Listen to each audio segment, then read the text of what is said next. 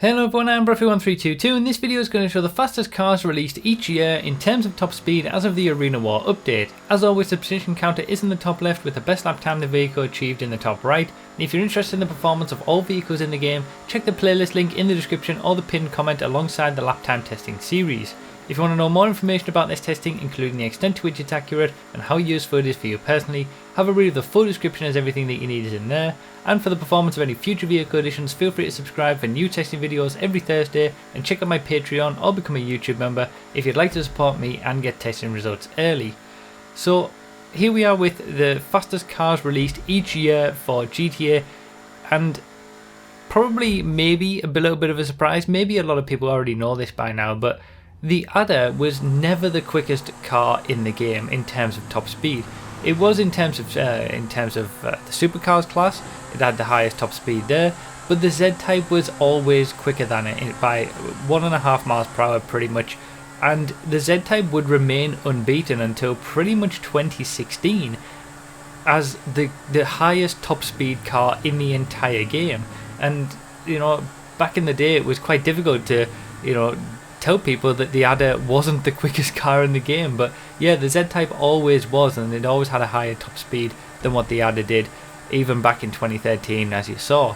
So in 2014 the quickest car that was released in terms of top speed was the Zentorno, which was quite far off the top speed of what the Z-Type and even the Adder could do, so we didn't really see much change at the top of the supercars class list there. And then in 2015 we got a change with the Schafter V12 for the sports class. So we saw the lap time testing version of this video last week. We've already seen some more diversity because all the vehicles in that video were in the supercars class. The first three vehicles here have been sports classics, supers and sports.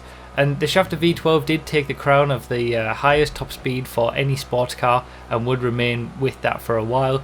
And then, the T20 and the Cyrus, basically we have the same top 5 as what we saw from the lap time testing video for 2015, but not a slightly different order.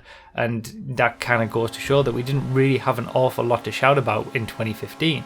Now 2016 was certainly different. We had a lot of very interesting and very different vehicles. The Rocket Voltic was introduced this year, but it didn't really, because it's a Voltic, it already didn't have a great top speed, so didn't manage to make it into this top 5 list despite being a rocket powered vehicle. And obviously it was the 811 that took that highest top speed car of any car in the game, value and victory away from the Z-Type, and it would take the 811 to do that with a top speed of 132. This was the first time that we saw things break. In fact, it was the Banshee 900R after it got buffed. The first time we saw two vehicles that were breaking that 130 mile per hour barrier, but we also had a lot of vehicles like the X80 and the Neros that were pushing the boundaries of what top speed could do with supercars, and we'd never really seen that before. Now 2017 kind of continued that, if you like, with the Vigilante, obviously with its rocket power getting up to 147 miles per hour over the course of a long distance, like as an average top speed, which is pretty crazy. But then 2017 also introduced the Pariah, which still retains the highest top speed of any non-rocket powered vehicle in the game of 136. We had the Deluxo as well, which takes the top spot for the Sport Classics class. So it was a big change 2017, and we saw a lot of different vehicles take the number one spots that they still hold to this day. Now 2018, having said that, with non-rocket powered vehicles with the Pariah, 2018 gave us the Arena War DLC and gave us a bunch of rocket powered vehicles, or at least nitrous powered vehicles as they were, but essentially they serve the same function as what the rocket powered vehicles do. So when you apply the nitrous boost to any of these Arena War vehicles, they do manage to get to some crazy top speeds, and our entire top 5 list from 2018 for top speed has the help or the benefit of having rocket powers or boosts from the nitrous that the Arena War vehicles get, or the Scramjet in second place there. It's amazing how the game has changed over the years and completely moved to weird mechanics rather than just natural raw power. So for 2019, obviously, like I said in the lap time testing video, we've only had 6 cars so far, and they were all actually added to the game with the Arena War DLC in 2018, so we haven't seen a fully fledged downloadable content update for GTA in 2019. The RC Bandito is actually in 6th place for this list and is the only one that isn't shown here. But obviously the Devestate is the one that really stands out with a pretty decent top speed to go along with its pretty decent lap time, which makes it quite a potent threat when it comes to stunt races.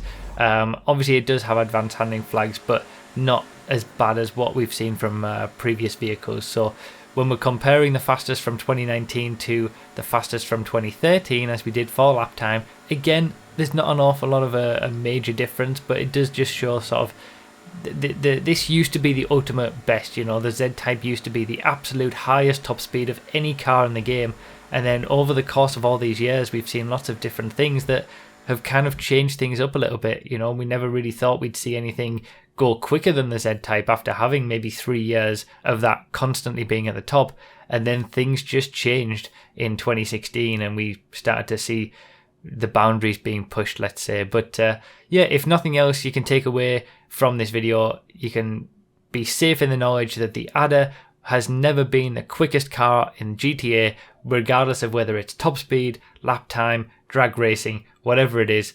The Adder was never the quickest. So yeah, hopefully this has been an interesting video to look back through the years and find out which cars were released in each year that were the quickest and the top 5 from each year.